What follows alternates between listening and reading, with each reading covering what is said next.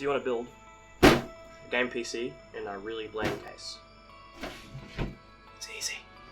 It's also for real estate, ask. So this is a Pavilion, HP Pavilion case that my friend had donated to me. Well, I did a trade with him, and as part of it I gave him a case, so he gave me his case. And we are going to put a couple of medium range gaming parts in it. Not something you could play like, I don't know, Tomb Raider and maximum graphics 4K, not so much. 2GB graphics card, 8-core processor, that's an AMD, not a Ryzen, but it's good enough for, you know, if you want to do a dual streaming setup, you could use it as the streaming PC, or for something for like, I don't know, a cousin to use while they're over at your house to play with you. Anyway, let's get into it. So here's the case.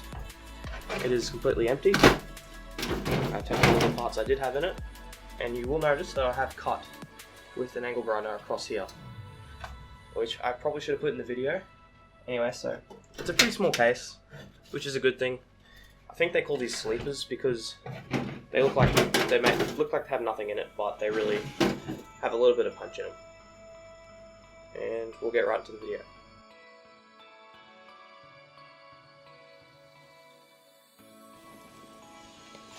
Poofy, what are you doing? You having fun? Oh, he's camera shy. Alright, so what are we doing first is, so this is the side panel for the case, right there, and this is the fan for the water cooler.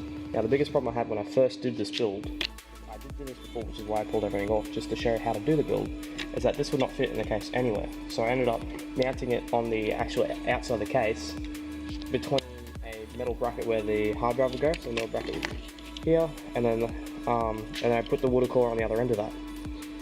And it ended up hanging out outside the case, so I couldn't put the side panel on. But that wouldn't count as a sleeper, because then people would know what's inside it.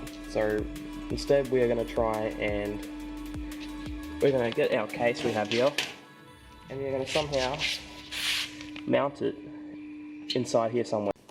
So I have found the solution. This here pops off the front. I've also found a solution to the on button thing, which I'm a retard because I kept using the one for my other computer, which just hung out the front here. It's actually already got one here that you can use. I just didn't see it. Anyway, back to the stake at hand. What we're going to do is if it doesn't fit, we're going to try and put the fan here and then mount the radiator on the other side. Hopefully we can somehow MacGyver this to fit. If so, if not, we're kind of stuffed. Anyway, so we'll see how this goes. Alright, so I ran back up to the house, and because I think we might be doing some cutting or something like that, I grabbed a pair of glasses, safety glasses, and I went and grabbed the actual radiator so I could see if it would fit or not. We might have to do some holes for the drilling, but that might be it, so that'd be good. Might drill maybe some breathing holes in here, so the air can get through, but otherwise other than that, that'll be good if it fits.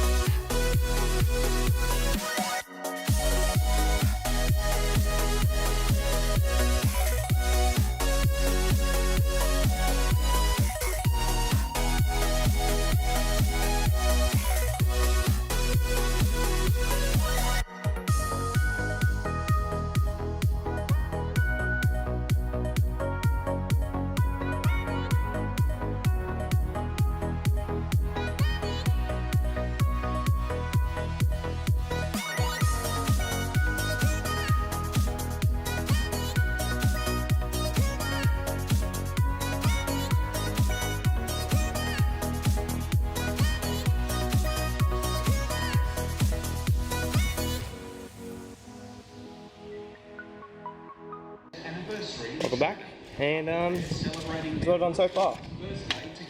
Just grinded out gap for this to go, so it should fit in there. Instead of drilling holes through the actual panel here, I might try and drill some down the bottom and out the sides, so that way you can't actually quite see it, but it'll still let air in. So it just kind of snugs in, so I'm not sure if it's going to block any of the fans, if any outskirts are going to block the fans or anything, but otherwise it should be alright to go.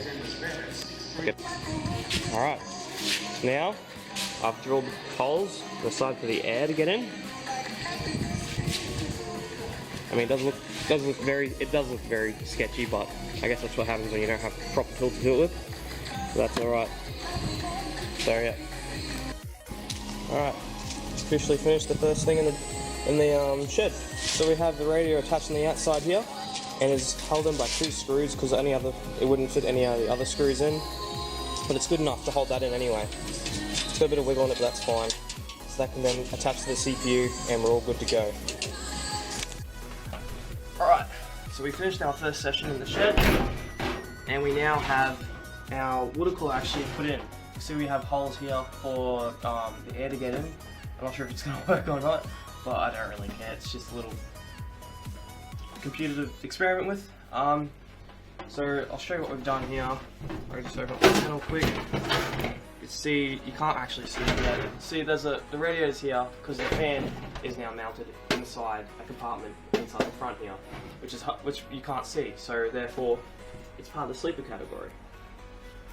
Alright, so now, what we have to do now is we're going to have to start putting in our components.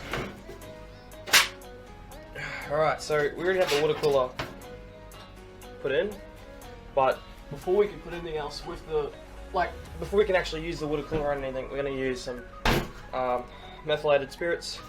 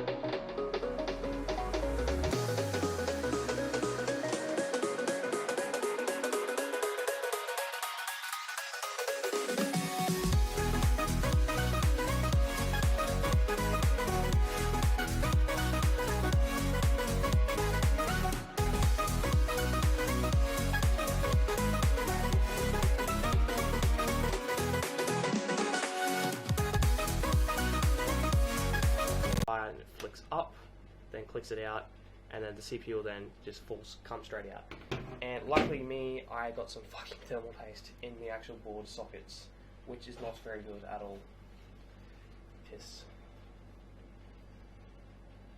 Oh god, that's gonna take a bit to clean up.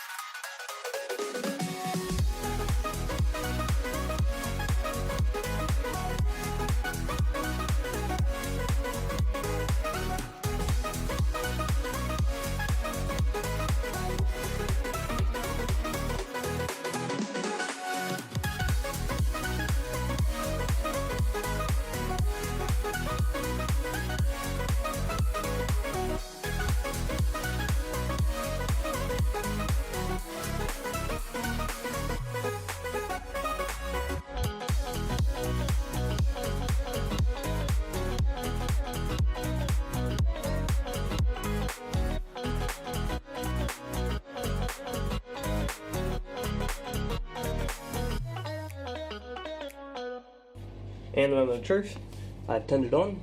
You can probably see red lights coming from there. That's the fan. It is running. Just don't you want to see my dirty room, you know? It's kind of really dirty. Bam! It's working. It's named server because it is my little server computer from before. That's what's on the hard drive, and it is running.